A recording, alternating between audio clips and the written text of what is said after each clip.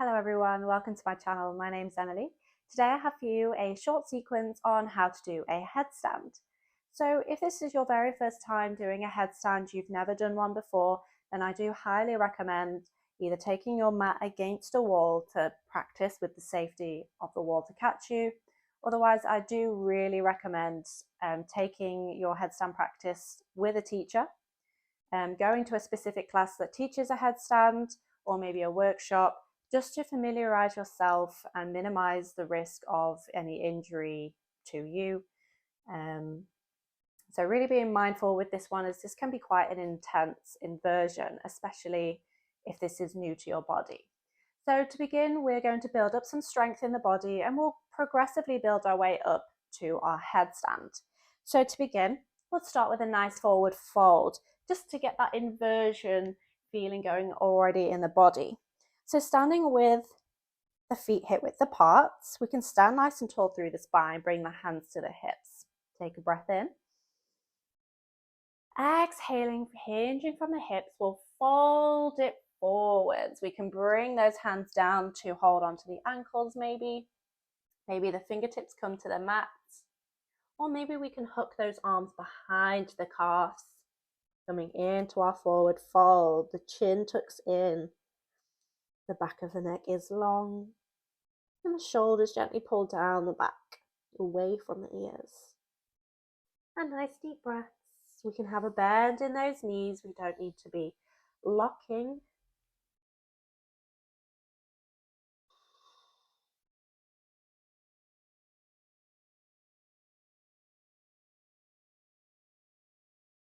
One more breath.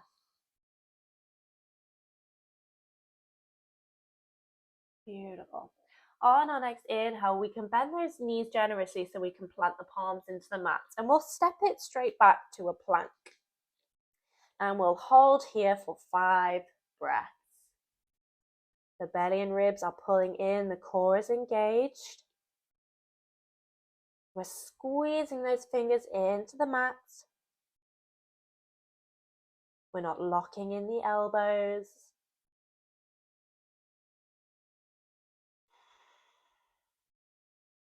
Keep breathing.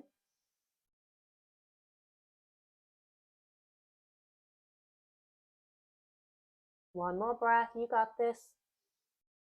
Exhaling, we'll take the hips up into our downward facing dog. We can maybe walk the feet in a little, coming to our downward facing dog. Again, another nice little inversion here, helping the body get used to being upside down before we actually get upside down.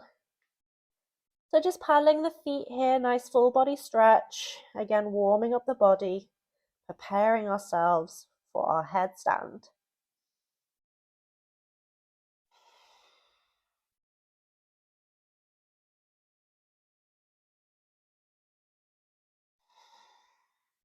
One more breath here. Exhaling, we can gently bring the knees down to the mat, untucking those toes. We can then come down onto our forearms and making sure that the elbows are shoulder width apart here. So we can just cross the arms in front of one another. Maybe we can wrap those fingers round the back of the elbows. That's just so that we can make sure we've definitely got our our elbows shoulder width apart. Then lengthening the palms down to the mat. Tucking those toes under again. Inhale, we'll lift the hips up to our dolphin. We're building strength in the upper body here. And another nice inversion in the body. And before we progress into our headstand, we want to be able to comfortably hold a dolphin for at least 8 to 10 breaths. So if this asana is particularly strong, maybe a little bit difficult for you, I really recommend getting as comfortable as possible in your dolphin before going any further into your headstand. So maybe this is as far as we go today. One more breath, and then we're going to pulse it out a little. So on our inhale, we'll rock the body forwards, bringing the nose towards the thumbs. Exhale, pressing it back. Inhale, rocking forwards. Exhale, pressing it back. 3 more. Inhale, rock forwards. Exhale, dolphin. 2 more. Inhale. Exhale. Last one. Inhale, rocking forwards. Exhaling, pressing back. Holding for a breath. Exhale. We can bring those knees down, untuck the toes. Great, perfect. So now that we've prepared the body a little bit, we can gradually build our way up into our headstand. So again, if we're starting to familiarize ourselves with our headstands, we're trying to include this in our practice. A good little trick is to grab a block and simply just place on the top of your head to find that balancing point. And where you feel this block on the crown of your head is exactly where you want your crown of the head on the mat. Woo! So we can pop those blocks aside once we've felt that space on the crown of our head that needs to be in contact with the ground.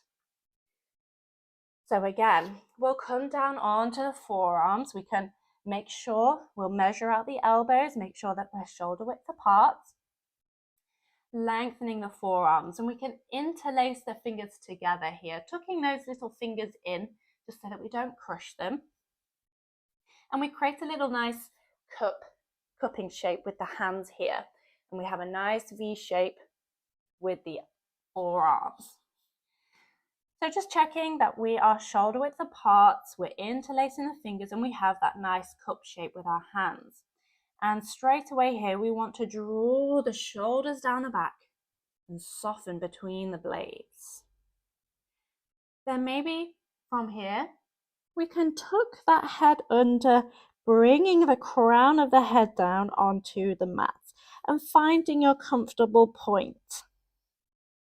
Again, drawing those shoulders down the back, holding here.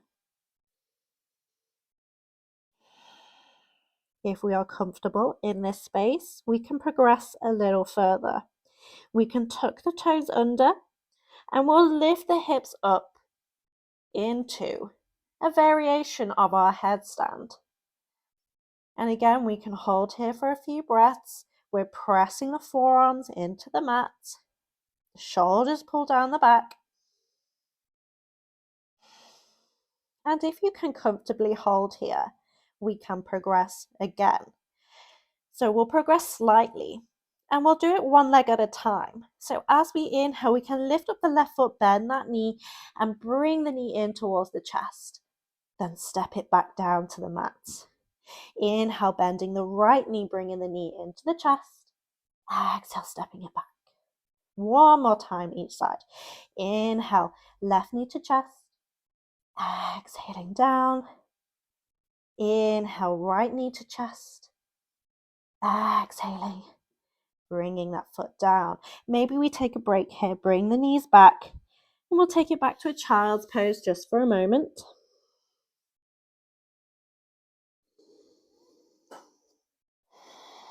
We can maybe close the eyes and begin to visualize ourselves in our headstand.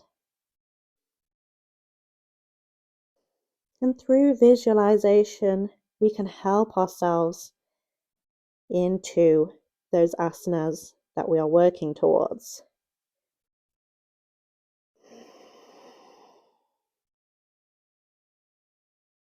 One more breath.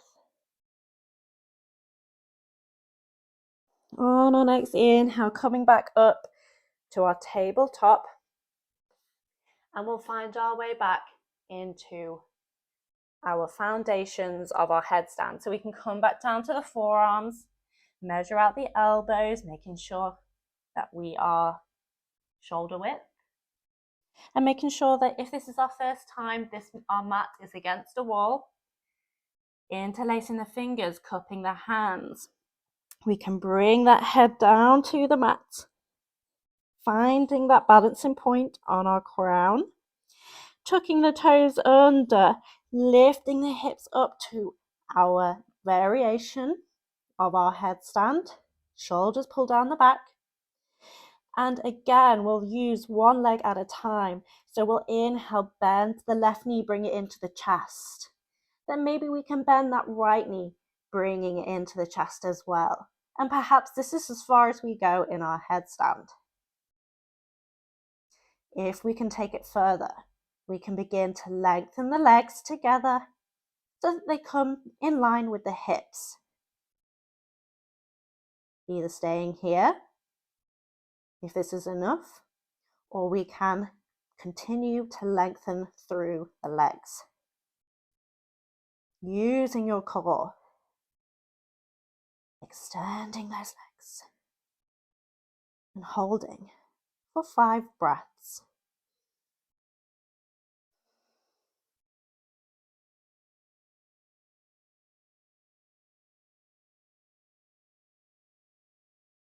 And then to come out of our headstand, we come out the same way we came in. We'll bend those knees very slowly, tucking the knees in to the chest. And gently bringing one toe down, then the other. We can bend those knees, release the hands, and gently come back to a child's pose. And we'll rest here for 10 breaths as a counter to our headstand. Closing your eyes. Allowing the breath to settle.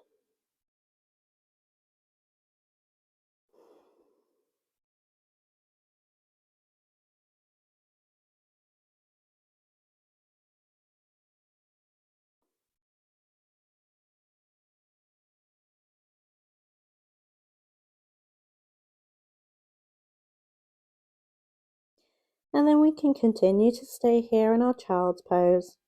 Or we can bring those fingertips under the shoulders just to press into the mat so we can come back up to sitting. And there we have it, our headstand. I hope that helped you with your headstand practice today. Always being mindful of your body throughout this process. If at any point there's pain or discomfort in the body, to please stop and then just gradually build your way up. It's not everything to achieve these fancy looking asanas that we see some yogis do.